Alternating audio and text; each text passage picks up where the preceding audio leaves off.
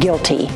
Donald Trump has been found guilty on all counts of falsifying business records. This was a rigged, disgraceful trial. But the real verdict is going to be November 5th by the people. And they know what happened here, and everybody knows what happened here. Today, a historical moment. A jury has found former President Donald Trump guilty on all 34 counts in his hush money trial. Thanks for joining us. I'm Rod Carter. And I'm Angela Taylor. Almost an hour ago, the verdicts were read in the courtroom. The jury decided former President Donald Trump did break the law by falsifying business records to pay off adult film star Stormy Daniels. The jury deliberations began yesterday. Today, they asked to rehear court instructions and testimony. Shortly after the verdicts were read, the former president came out and made a statement. I'm a very innocent man, and it's okay. I'm fighting for our country. I'm fighting for our Constitution. Our whole country is being rigged right now. This was done by the Biden administration in order to wound or hurt an opponent, a political opponent. And I think it's just a disgrace. And we'll keep fighting. We'll fight till the end, and we'll win, because our country's gone to hell. We don't have the same country anymore. We have a divided mess.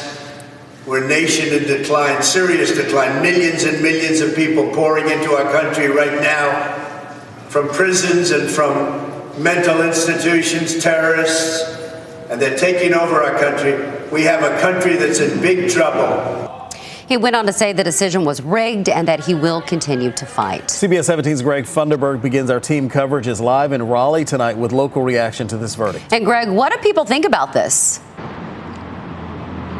You know, Angela, it's a mixed reaction this evening. I'm standing along Glenwood Avenue here near Crabtree Mall this evening. I just talked to a few people when we pulled up to this gas station a few minutes ago, and several people told me that, you know, they're just shocked that this is actually happening, to some people saying that, you know, they feel this was a ghost hunt against the former president. Now, earlier when the news first came out, I was actually in the middle of an interview, and we talked to the lady who we were talking to, and this is what she had to say.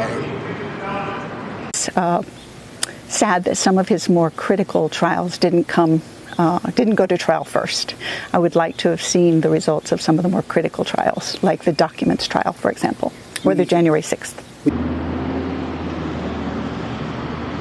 Of course, as you can imagine, a lot of people reacting this evening. We're working to talk to more people and to get more reaction right here live on CBS 17 throughout the evening, both on air and online at CBS17.com. Reporting live in Raleigh, Greg Funderburg, CBS 17 News. All right, Greg, thanks. We'll see you in just a bit. And the Biden-Harris campaign released a statement on the verdict tonight, saying in New York today, we saw that no one is above the law, going on to say, quote, today's verdict does not change the fact the American people face a simple reality. There is still only one way to keep Donald Trump out of the Oval Office, at the ballot box.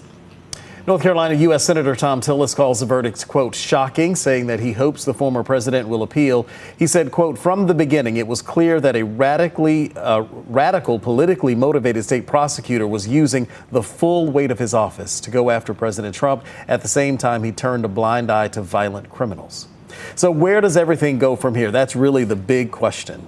CBS 17's Russ Bowen joins us now. And Russ, what happens next? Yeah, so we got, a couple of weeks before we really know. The judge overseeing the trial has set the 11th of July as the sentencing date. So that's just 4 days before the Republican National Convention, which is in Milwaukee, where the party is expected to officially nominate Donald Trump for president for the third time. Now, each charge carries the possibility of a $5,000 fine and up to 4 years in prison. Again, that's each charge individually. The exact sentence, though, is up to the judge. However, Trump's legal team is likely to appeal the verdict. Former President Trump also faces, if you remember this, criminal charges for election interference in Georgia, as well as federal charges related to January 6th, the Mar-a-Lago classified documents case as well. But it's not certain if any of those cases will go to trial before Election Day. And we're also waiting for that big Supreme Court decision that will tell us just how far federal prosecutors may be able to go when it comes to some of these other federal charges as opposed to state, which were these. Yeah, we're really entering it in the middle of unknown territory with this. We don't know what's going to happen here. All right, Russ, thank you.